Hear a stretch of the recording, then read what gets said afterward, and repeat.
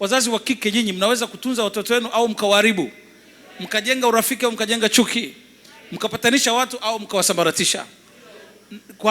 Kwa ajili ya wanawake kwenye familia, kama mko watano, kila wanaume wote mkaoa wanawake tofauti tofauti, mkikaa sehemu moja, hizo nyumba haikaliki. Kama unakaa na ndugu yako, kahamie sehemu nyingine. Hamwezi kukaa pamoja wanawake, mlikuwa wenyewe peke yenu. Mkishaoa wale wanawake watawafarakanisha. Kweli sio kweli? Hebu mwambie jirani yako, umemshike huyu mchungaji, unamuelewa bishop huyu?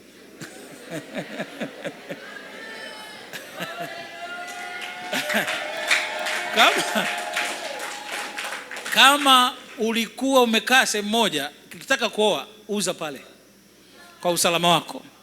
Hawa mtakao hawa watakuja, huyu ameoa Mchaga, huyu ameoa Mwaya, huyu ameoa Msukuma, huyu ameoa Makonde. Shughuli itakuwepo. Watagombanisha, watoto gombanisha, huyu alitaka kulala mimi, amenitongoza. Umwambie kaka yako alitaka kunitongoza. Si utakuwa ugomvi usioisha. Na anakuambia nitawakomesha tu, subiri nitamkomesha tu. Hivyo mtagombana na ndugu yako. Mlikuwa mnaishi watano, mnaelewana, hamtaelewana tena. Wanawake hao. Mwanamke, mshike jirani yako, wewe ni hatari sana.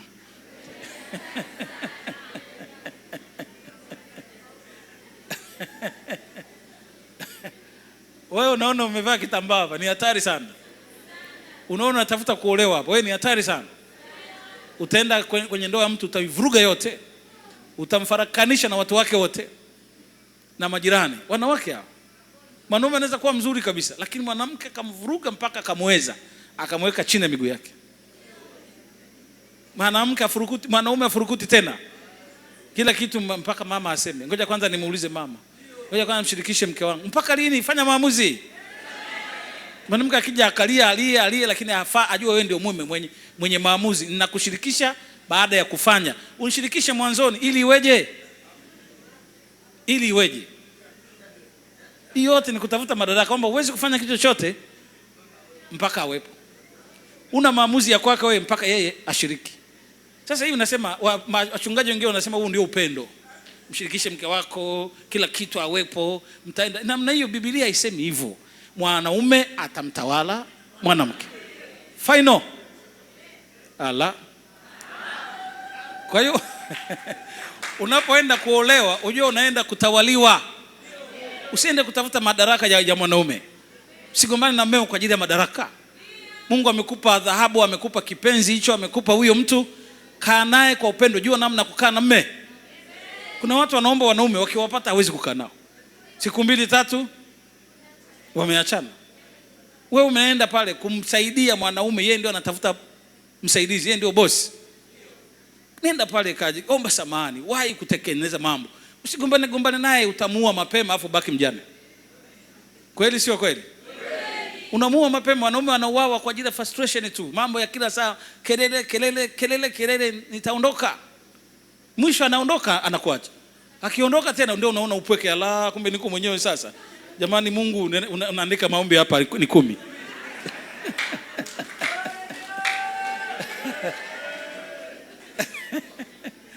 Anaandika maombi mangapi? 10. Ombi la kwanza, mume wangu arudi. Lakini jua namna kukaa na mmeo. Mungu amekupa mume, ndio huyo. Kaa chini yake, anakupa kila kitu, anakupenda, anakuheshimu. Nini unamvuruga na vitu gani? Haya yote wanawake ni madaraka yanawasumbua. Mwanamke kukaa akakubali kutawaliwa ni wachache sana. Wazuri sana ukiwa unaanza kuoa, kisha ingia kwenye ndoa ni vivuruge. Pamoja na wanaume nao ni wakorofi na nini, lakini ile ni mamlaka waliopewa. Lakini tunataka mwanamke ndio ana shida kubwa sana kuliko mwanaume. Wako wanaume hawajui kutunza wake zao, hatukatai. Wagomvi kwa wake zao. Wanaoa wanawake wazuri sana, watii, walembo, lakini wanawavuruga. Wanawachosha kabisa na kuwazalisha, hawana nguo, hawana nini, hawana nguo za ndani, hawana nguo za nje. Hawajali habari za wake zao warembo, wana mili mizuri, lakini wapi mwanaume akisha lewa huko ni anawaletea mpaka ukimwi na maradhi. Hawatulii, hajui kujua.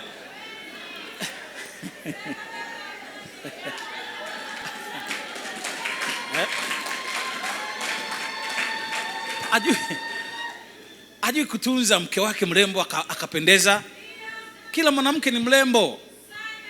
Hakuna mwanamke mwenye mwili mbaya. Hata ukiwa mwembamba, vaa nguo zile za wembamba. Sio mwembamba vae dela utaonekana kituko. Usivae nguo ambazo zitakufanya uonekane kama mzee wa miaka 30. Kulingana na umri, vaa nguo zisikushike kuonyesha michirizi ya underwear yako.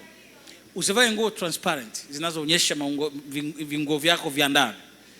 Vaa nguo ambayo inakulingana mwili wako vile ulivyo, utapendeza sana tu. Kuna watu wanatafuta wanawake wembamba kabisa, ndio furaha yao, ndio maisha yao. Yaani anaweza kumbeba kumpeleka kitandani.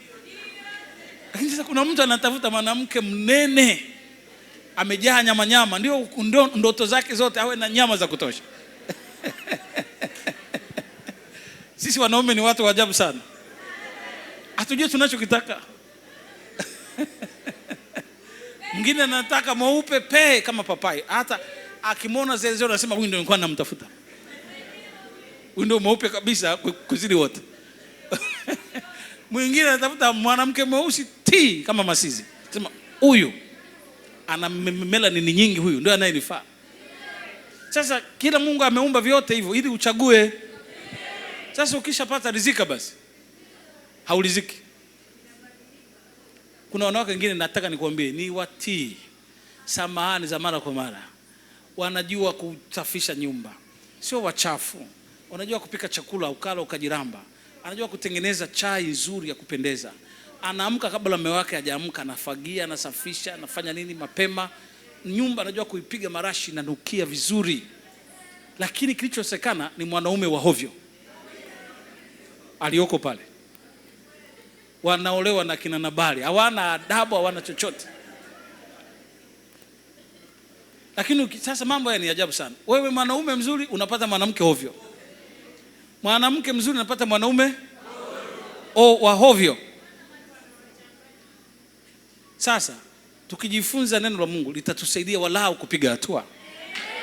Kuna mwanaume unampata na kutunza, analeta hela zote maskini na ukabidhi. Anabaki na hela ndogo tu. Akimaliza zile za kwake, unamaliza zile ulizopewa. Na hizo ulizoweka ninazihitaji. Unamfanya mwanaume anakuwa mjinga kabisa. Hana cha kwake cha kufanya. Kila kitu asalimu hapo kwako. Eti ndio amani itakuwepo. Amani gani hiyo? Amani gani hiyo?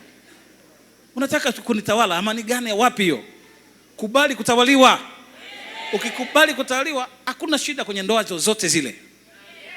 Mimi nakutana na watu ofisini wengi, matatizo najua yako mengi kwa wanawake. Na wako wanaume wachache kina Nabali. Hatusemi wanaume wote ni bora. Wako akina Nabali kama wewe. Mshike mwanaume mwenzio mbele, hasa wewe ni Nabali. Sawa. Kwa misingi hiyo, Mungu anataka ukipewa mume mtunze, ukipewa mke ufanye nini? Umtunze ili Mungu akubariki.